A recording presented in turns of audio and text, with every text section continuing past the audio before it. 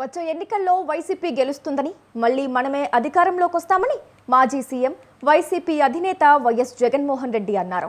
ఇవాళ వైసీపీ ఆవిర్భావ దినోత్సవం సందర్భంగా పార్టీ కేంద్ర కార్యాలయంలో పార్టీ జెండాను ఆవిష్కరించారు. వైసీపీ ఆవిర్భవించి 14 ఏళ్లు పూర్తి చేసుకుంది.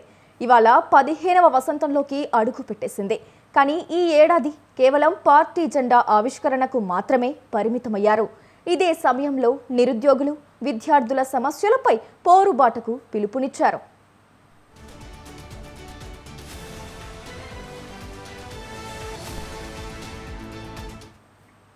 ఈ సందర్భంగా మాట్లాడిన జగన్, ప్రతిపక్షంలో కూర్చోవడం తమకు కొత్త కాదని, ప్రజల తరపున వైసీపీ పోరాటం చేస్తుందని అన్నారు.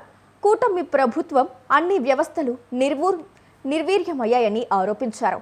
విద్యార్థులకు ఇప్పటి వరకు ఫీజు రియంబర్స్మెంట్ చెల్లించలేదని అన్నారు. గత వైసీపీ పాలనలో అన్ని వర్గాలను హక్కున చేర్చుకున్నామన్నారు జగన్.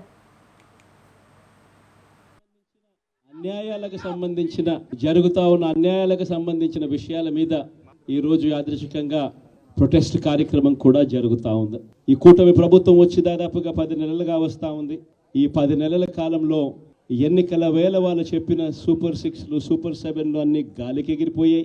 వ్యవస్థలన్నీ కూడా చదువులు కానీ, వైద్యం కానీ, గవర్నెన్స్ కానీ, వ్యవసాయం కానీ ఏది చూసుకున్నా కూడా వ్యవస్థలన్నీ కూడా నిర్వీర్యమైపోయిన పరిస్థితులు కనిపిస్తూ ఉన్నాయి.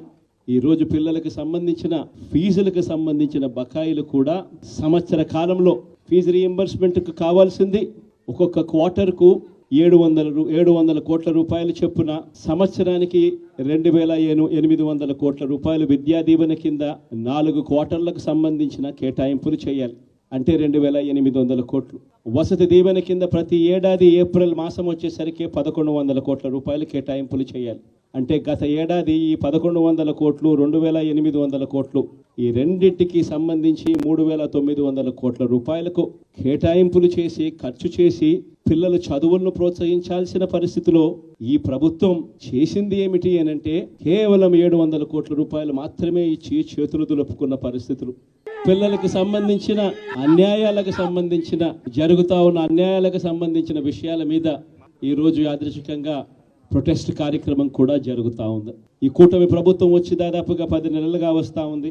ఈ 10 నెలల కాలంలో ఎన్నికల వేళ వాళ్ళు చెప్పిన సూపర్ 6లు, సూపర్ 7లు అన్ని గాలికి ఎగిరిపోయాయి. వ్యవస్థలన్నీ కూడా చదువులు కానీ, వైద్యం కానీ, గవర్నెన్స్ కానీ, వ్యవసాయం కానీ ఏది చూసుకున్నా కూడా వ్యవస్థలన్నీ కూడా నిర్వీర్యమైపోయిన పరిస్థితులు కనిపిస్తూ ఉన్నాయి. ఈరోజు పిల్లలకు సంబంధించిన ఫీజులకు సంబంధించిన బకాయిలు కూడా సంవత్సర కాలంలో ఫీజు రీఎంబర్స్మెంట్కు కావాల్సింది ఒక్కొక్క క్వార్టర్కు 700 కోట్ల రూపాయలు చొప్పున, సంవత్సరానికి 2800 కోట్ల రూపాయలు విద్యా దీవెన కింద 4 క్వార్టర్లకు సంబంధించిన కేటాయింపులు చేయాలి. అంటే 2800 కోట్లు. వసతి దీవెన కింద ప్రతి ఏడాది ఏప్రిల్ మాసం వచ్చేసరికి 1100 కోట్ల రూపాయలు కేటాయింపులు చేయాలి. అంటే గత ఏడాది ఈ 1100 కోట్లు, 2800 కోట్లు, ఈ రెండింటికి సంబంధించి 3900 కోట్ల రూపాయలకు కేటాయింపులు చేసి, ఖర్చు చేసి పిల్లల చదువులను ప్రోత్సహించాల్సిన పరిస్థితిలో ఈ ప్రభుత్వం చేసింది ఏమిటి అనంటే